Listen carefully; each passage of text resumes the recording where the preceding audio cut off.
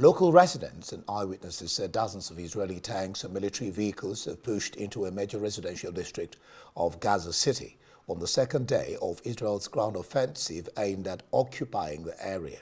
Video footage shows tanks, bulldozers and armored personnel carriers moving on the edges of Sheikh Radwan in northern Gaza City. Thick clouds of smoke can be seen as Israeli forces fire artillery shells and smoke bombs to cover their advance.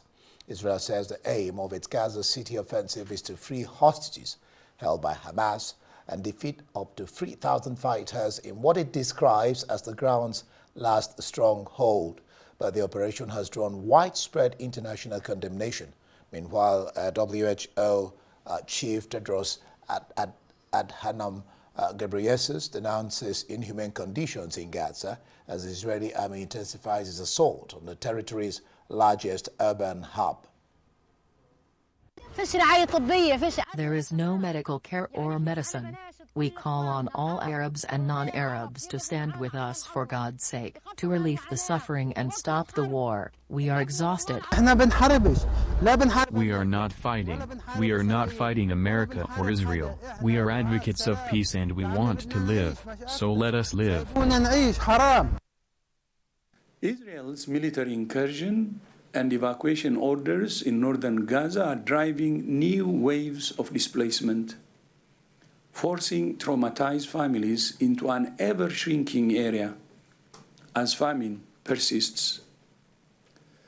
Gaza's health system continues to be overwhelmed by the influx of mass casualties, limited medical stocks and supplies, and the shortage of medical equipment and blood units. Yesterday, the Al-Rantisi hospital was attacked while 80 patients were inside, the only specialized pediatric hospital left in the Gaza Strip. Escalating violence blocks access and prevents WHO from delivering life-saving supplies. We continue to call for an immediate end to these inhumane conditions. Well, and for more on this, here is international affairs analyst Dr. Marek Laskiewicz joining us live from London. Dr. Marek, glad to have you join us. Well, Israel says the aim of this offensive, this ground offensive in Gaza, is to return the hostages, dislodge about 3,000 fighters who are still staying in their stronghold. That's what they says. But this has received widespread international condemnation. What's your sense of what is really happening in Gaza? Well, it's as you say, the Israelis have attacked on the basis that they can eliminate Hamas, that's one of their war aims, free the hostages, which is another war aim, and quite possibly, and this is where, of course, a great deal of the anxiety concerns, make a step further to the voluntary, in inverted commas, evacuation of the Gazans from Gaza. It's this last point, which is also the underlying theme. But in itself, the invasion, of course, has a problem that it's in a densely populated area. So there are going to be many casualties. Whilst the Israelis have asked the Gazans to leave, the problem is many people feel that if they leave, there's no coming back. So from that point of view, it were not enough people left, and therefore there will be casualties. Whether Israel can achieve its goals is quite another matter. The central problem with Hamas for Israel is that Hamas is an expression by some Palestinians that they want to be free of Israel. And so therefore it's an idea as much as a movement, and that's going to be virtually impossible to eradicate.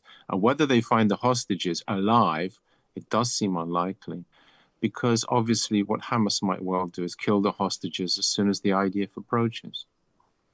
I mean, and then that begs the question of whether the ground offensive or this shelling and destruction of Gaza City, whether the authorities are really, really interested in saving the hostages. That's the cry in Israel. The parents or families of the hostages are saying that Netanyahu is not really interested in saving those hostages. Now, leaders of more than 20 major aid agencies, including Save the Children and Oxfam, warned that the inhumanity of the situation in Gaza is unconscionable.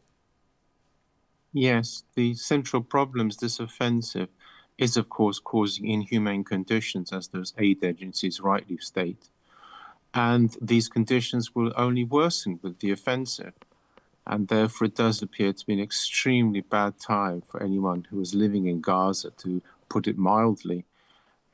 What is quite clear is that there will be substantial civilian casualties, and whether Israel will achieve its overt goals by this method of invasion remains to be seen. One of the problems is the breakdown of negotiations, which some have blamed on Hamas, that's Israel, and I think America to some extent, and others have actually blamed the Israelis. Hence, what the hostage families are saying, that is Israel really interested, as is Netanyahu and his two right-wing allies, with saving the hostages. So yes, it is a very bad time of inhuman conditions, exactly as the aid agency stated. Now, the Israeli military has killed 29 Palestinians across Gaza Strip since dawn, including 19 in Gaza City. Well, of course, like we know, a major offensive is ongoing. This is despite threats of sanctions against Israel. It's looking like the Prime Minister and his cabinet doesn't quite care about sanctions or what the world is saying.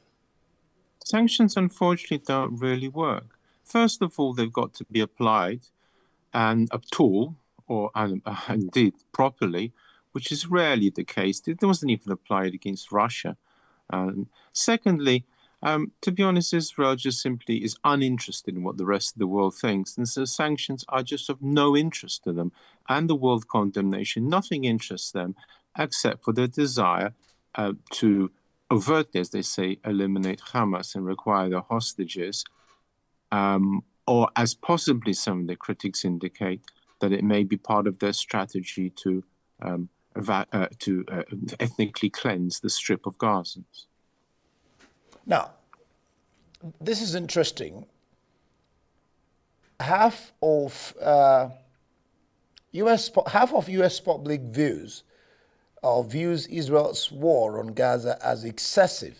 There's a poll by AP NOC, and one wonders, can this, in a way, move the needle for Trump to change course on his attitude to Netanyahu? In Britain the other day, he was saying that Russia has, Putin has disappointed him. Can this move the needle for Trump to change his attitude towards Netanyahu? That is an interesting question. He has occasionally shown irritation with Netanyahu, but only recently, one of his key men was in Israel asserting again how close the relationship is. So therefore, Israel is quite right in ignoring these tantrums by Trump, because they don't amount to anything. Trump is standing by Israel. Where there is an interesting aspect that's gone on is that Tony Blair and others have proposed a plan which apparently President Trump has approved, which would mean that the Gaza Strip would not be evacuated of Gazans, but we put on interim control, and then under the PLA. And this would imply that there will be no ethnic cleansing. If this is the case, then, to be quite honest, it would be a major shift in Trump's thinking, because up till now, he has stated that it should be a Riviera. And just recently, as Moritz said, there's going to be, not only the Gaza's burning, but there's going to be a bonanza of real estate possibilities. So therefore, yes, it is possible that some change in Trump's attitude might have already been starting to take place. So therefore, from that point of view, that might well happen as a result of this war as well. It started when Netanyahu was missiling left, right, and center, far beyond what America wanted. Yeah, you just brought that issue that I was going to talk about. Excuse me, the Smotrich issue, where he says he started negotiations with with Trump on how they are going to divide the land, the bonanza of the real estate in Gaza. So, I mean, what does this tell you? What does this tell you? Well, the central problem is we're in receipt of two truths, if you like. On the one side, we have Blair, and apparently his plan has been endorsed, but it's never been officially so stated. On the other hand, Smotrich is talking about the continuation of this Riviera plan, if I can put it like that, of Trump's. But again, Trump has not actually stated he supports that. And so therefore, right now, we simply don't know. Certainly, all Israel actions are compatible with the ethnic cleansing plan. But that does not mean to state that that is actually their plan. We are still in the position of being 100% certain. Well, just like you said it, I mean, that's the way the world will look at it. Before I let you go, finally, the question of former Palestinians dying from acute malnutrition over the past 24 hours. I mean, bringing the total number to 435, including 147 children. Does this speak to the fact that in certain quarters, the talk is that Israel is using starvation as a war policy against Palestinians and Gaza? It would appear to be the case, quite simply, that, as you point out, this has been carrying on for some time. The Israelis were warned of the consequences of reducing aid. Now the war has further exacerbated this in the sense of the invasion on Gaza City, and therefore they know perfectly well that there is starvation there, and therefore, again, this will support the notion of this ethnic cleansing plan. Quite clearly, starvation or the control of aid, it was used, and it is very hard to see why on a daily basis Gazans were being shot for trying for aid. All of this does lend credence to the hypothesis that it's part of their war strategy, as you said, or as in fact they have already been accused, of course, publicly, of weaponizing aid, weaponizing hunger. All right, thank you so much. Always interesting discussing with you. But I mean, thank you so much, Dr. Marek Laskiewicz.